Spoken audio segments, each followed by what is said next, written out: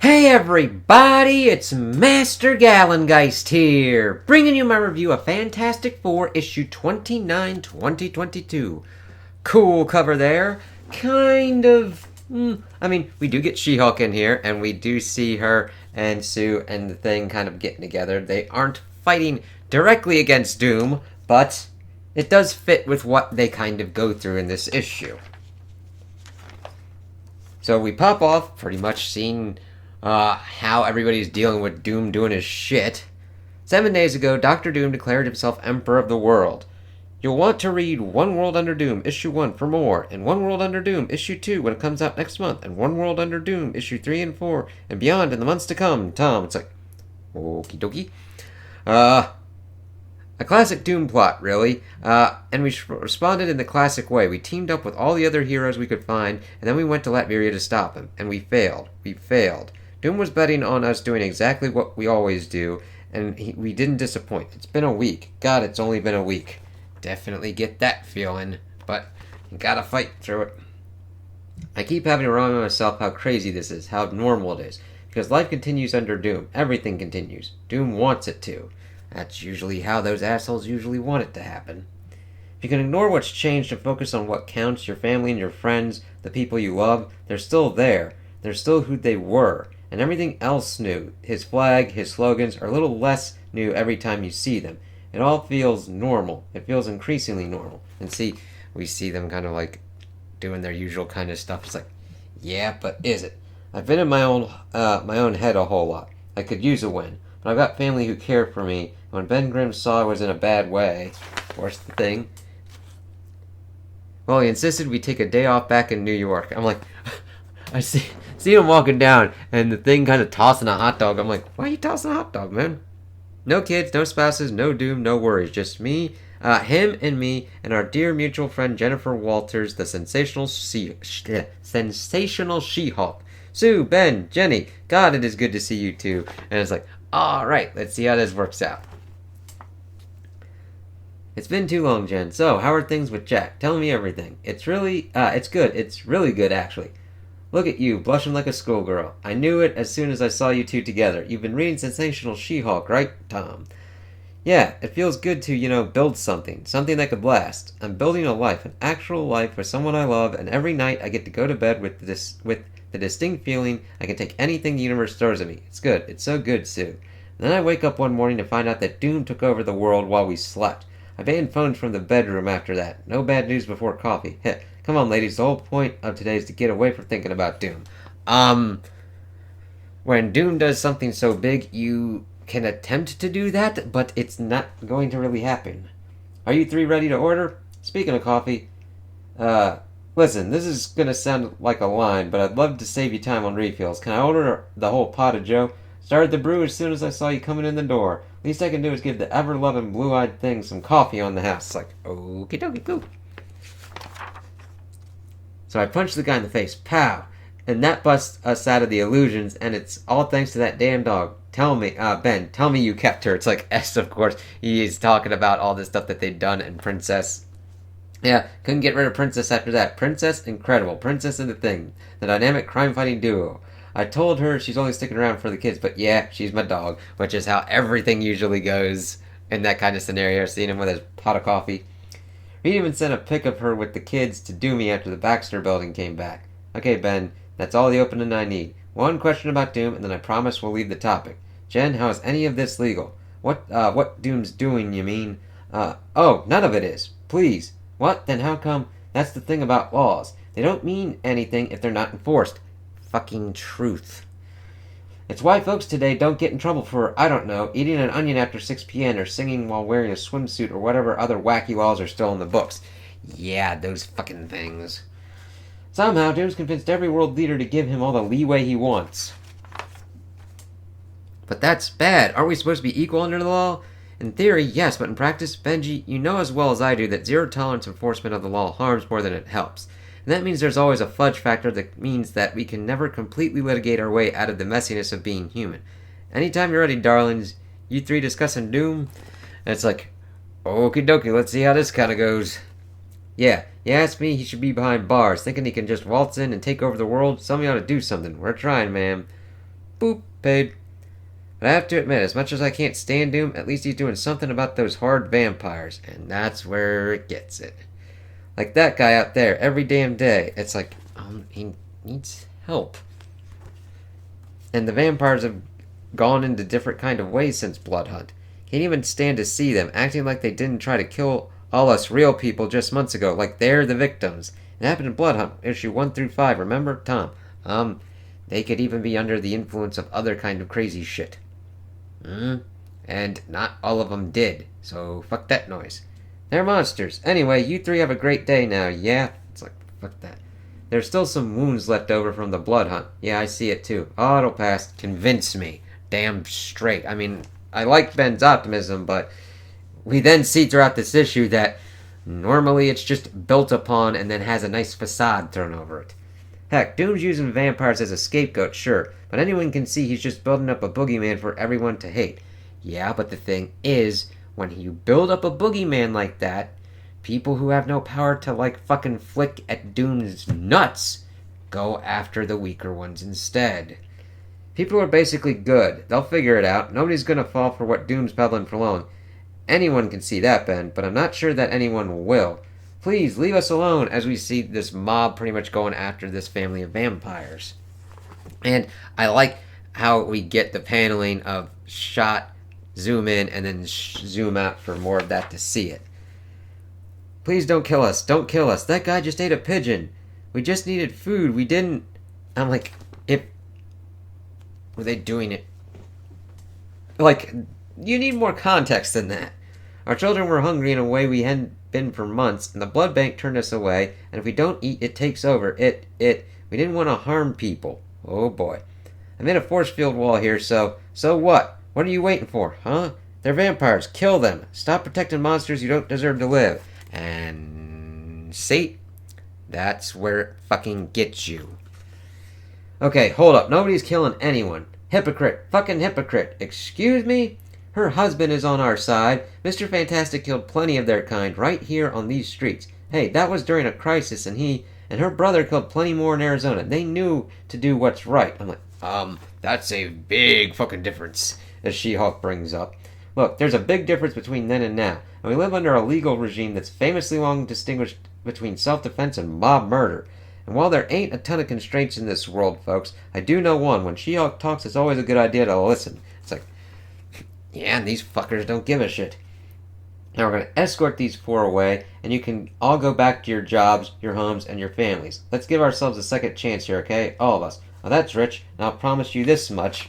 As we then see this fucking asshole wearing a Doom cape come and kill the two parents of the kids. I'm not going to waste mine. Dad, Mom! And then, of course, Sue's able to get a force field around the attacker. What have you done? Only what you were too much of a vampire lover to do, Invisible Woman. Sue, they're climbing over your force field. And doesn't take much. I mean, it's like, shit. It's not murder because vampires are already dead. It's like, you realize that you can pretty much go along that route of them considering themselves superior and that you're livestock. And then to eat you, it's... Yeah, you have to watch their justifications. They're just pretending to be human, trying to fool us. It's like, no, they might have differences, but they're just differences, you know? Like, Jesus. They're the ones ruining everything. Really? Then why aren't they in control of the world right now, fuckos? Doom is the only one working to save us from the vampires. Then where the fuck is he, you fucknut? What is he doing? I don't have a ton of attacks I can use against regular people. Same, Jen. And it don't seem like they're in the mood for words. Damn it, damn it, damn it, damn it! Traitors, vampire lovers, species traitors. Only Doom can save us. Only Doom can save you. Fuck them. As they get out of there on an invisible shield disc with the kids. We go to the Baxter building and from there back to Arizona. They're just kids. They saw their parents die. It's like, yeah, they fucking... Holy shit.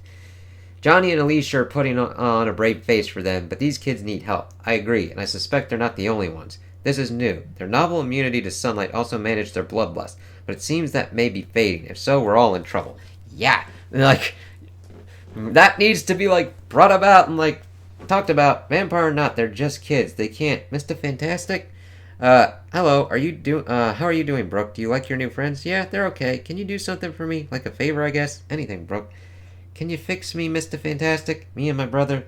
Because I think we're both broken in the same way. And that sucks. It's like, god damn it. Alright, Brooke, you're not broken, Brooke. You're fine just the way you are. That's what everyone says, but it's not true, because we get hungry. The other kids don't get hungry, but we do. And when we get too hungry, it's like nothing else matters. It's scary, miss. It burns. And I can feel it beginning. That pigeon, it wasn't enough. As it zooms in on her, and she's trying to explain this to people who probably don't have a great frame of reference for it, and she's like, Well, we'll get you and your brother something, Brooke, and Reed's gonna work on curing you. He's gonna work just as fast as he can. Ain't that right, big brain?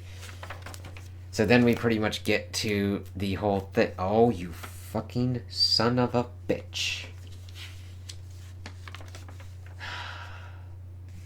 Okay, this is happening more frequently. Can we please have better quality control? Page fell out. Not good. This is a good one, too. It's not long before Brooke and her brother go feral. They lose their words. They're screaming with hunger. It's horrible to see. Please, kids, just rah! Just focus on our voices, okay? As we see pretty much She-Hulk and Ben in there trying to, keep them under control. It's okay. We're going to help you. Ben's and Jen's skin is thick enough to be fang-proof, but it's not good. It's no good until Reed has a solution. I've rarely seen him more motivated. He's thrown himself into the problem, and this shows the clearest distinction between Doom and Reed. Reed fucking solves and fixes a problem. He gets in there and does it. Doom's just doing his stupid-ass Doom shit. He's thrown himself in the problem. Alicia, Johnny, and I have been getting him anything he needs, and unlike the problem of Doom, this one is much more soluble. It's not Sorcerer Supreme magic that needs to be overcome, fighting him every step of the way. But that's the thing. It's just another problem. Yeah, he's got magic and shit, but you figure out a way to get around his ass. I mean, sure, he could do any kind of thing and all that, but it's just figuring out the different kind of way to approach the solution. It's just regular people who got sick through no fault of their own, and who need our help. Great Scott, it's stable! It's a set of 4 plant-based synthetic globins, enough to chemically mimic hemoglobin at least to a digestive tract. It's safe? Yes, and while not a cure, if it works, it'll let them live a normal life again. Brooke, would you? And he just pretty much puts it in, and they just go cracking on it. It's like, yeah, there you go. Which I like that it kind of, mirrors the stuff of, going for the plant-based meats and stuff like that. And then they're pretty much great. Thank you, Mr. Fantastic. I feel a lot better now. May we have some more for later? And they just look fine now. We have a treatment. Vampires no longer have to feed on living things. They won't have to go mad with hunger anymore. We get our win. The next few hours pass in a blur. Reed moves fast, distributing his formula around the world so that anyone can make it anywhere. He averts a disaster before it even happens. As it should be. It's like, yeah, again, Reed versus Doom. Doom would be like, only Doom could save you. Reed's like, I found this shit that'll help you. If you can make it and help other people, go and do it. You know what I mean? It's not about getting the credit, making the money, any of that shit. And Ben and Jen and myself track down the family Brooke and her brother still have. Auntie Heather! We find them back in New York. It's a home where Brooke and her brother can be helped, where they can heal, where they can thrive. Doom's had success with blaming vampires because he could weaponize the fact that they had to feed on living blood. They don't have to do that anymore. Vampires been reigning around the world. A pillar of pro-Doom propaganda just collapsed. Bloodlust treated. Cure can be made in any kitchen. And that's a good hit there.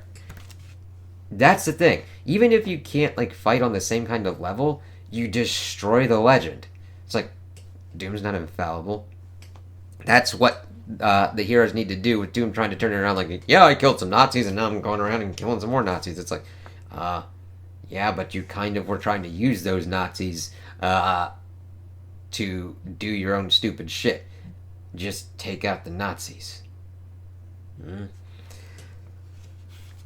You make it so that that legend. That legend is what keeps those kind of assholes up there. It's like, no.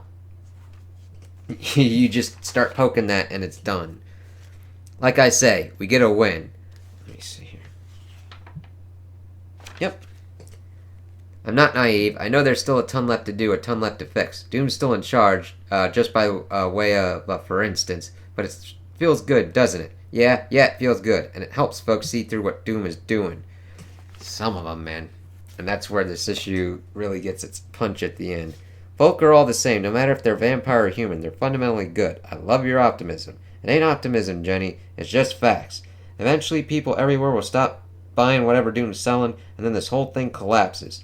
You'll see. It just needs some time. Well, this is us. I admit it was fun to be back on the team again. Jen, please, you never left. And I know you're doing amazing on your own. But you'll always be part of our fantastic family, which is great. It's like, yeah. Seeing the building, seeing him kind of hug and deal with this. Aw, and you'll always be part of mine. Except not literally, because we tend to have problems with distant cousins turning into Hulks, and you've got enough going on already. Heh, you be good. Always. Next time, Ben, I'm bringing Jack. He wants another face-off in Punch Club. Next time, I'm bringing Alicia. She doesn't want any punches at all. It's a date. Well, boss, we didn't exactly succeed in taking the day off today, and I don't know about you, but I'm feeling good about that. Wouldn't have it any other way, Ben. Come on, let's go home.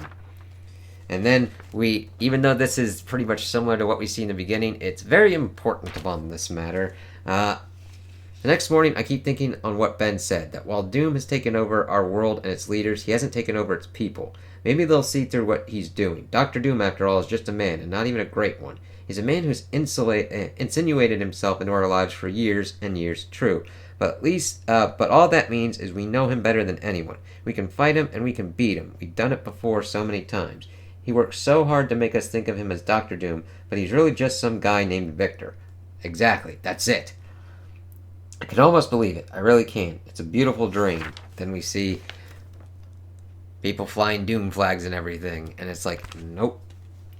But dreams don't last forever. And it's like, yeah, you have to fight in a different kind of way on that kind of front. But, yeah.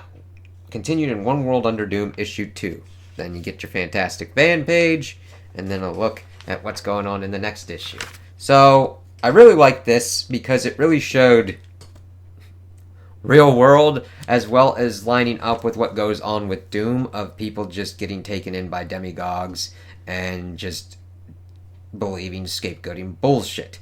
You've seen it before in the past, and you're seeing it now in the present too. So, I liked how it dealt with it, how things that seem crazy to others, they then just try to normalize, like, oh yeah, screw those vampires and everything. It's like, that dude is not attacking anyone. And I do like that Ben is attempting to try and get them from a Doom-free kind of day and hanging out with She-Hulk. Great use of She-Hulk. But some things are too big to kind of escape from like that. And of course, we then see the ramifications of Doom pointing out, hey, this group is the people that are fucking your shit over. It's like, no, they're not. And then you just see them murdering and hurting people in broad daylight, utilizing flags and everything like that as like capes and being like, I'm gonna kill these motherfuckers. It's like, you fuck nut. And then I do like that we got Reed working on a solution, and that he was able to come up with a thing, vastly showing that it's mainly the people that are kind of in the background and will just like give this shit out for free and not give a fucking shit that solves the kind of thing. Whereas Doom's so great, he could have done that shit. Reed, I like showing that little kind of thing of Reed just getting on this kind of problem and was able to do something to help the vampires out and to pretty much knock down Doom's propaganda shit. It still doesn't stop that we're going to have zealots just still glom onto his stupid ass and make that part of who they are, but that's another kind of thing that you have to fight. It's not as easy as cracking down on that asshole. I mean, look at Hitler and the Nazis. He was pretty much the giant kind of figurehead for that shit, but he also had other people, and we still have people that are fucking Nazis today that you still have to fucking deal with, because they're fucking assholes. So, we'll see how this kind of works out. I am very much intrigued to see how this happens and like what goes on with it. I do like that they were able to help the kids out and get them to their family, and this is going to be a gnarly ass ride, and I did not expect this issue to hit as much as possible as it did. I also liked Ryan's North take on She-Hulk, bringing up everything's like, what's Doom's doing is illegal, but nobody is just fucking enforcing and taking into account and taking accountability for being like, fuck not, eat shit, all wholesale. And there's, other than like Daredevil, she's like a good one to have on for that because she's a lawyer. Those are the two big main lawyer superheroes that I know. If there are any others, tell me in the comments below. But yeah, I enjoyed this issue a lot. I enjoyed the art and everything going on. I noticed that for some reason the Fantastic Four. Now this is a quibble of like construction of the issues because this has been happening on mainly just the Fantastic Four ones, where certain ones almost have a loss of at least one staple, and in this case, another one for a whole page. And I mean, it's $3.99. It's not as expensive as some of the other expensive ones, but what the fuck? So just keep an eye out for that. And I am not hard on my comics whatsoever. I try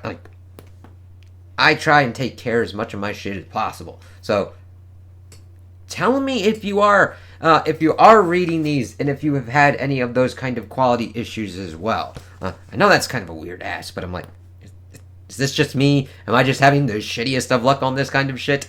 But yeah, I really enjoyed this. We'll see what kind of goes on with One World Under Doom and what we're able to kind of see going on with that. So those are my opinions on the issue. Tell me what you guys think in the comments below. If you liked it, if you didn't like it, if you agree with me, if you disagree with me. Also like and subscribe, and I hope you have a good day.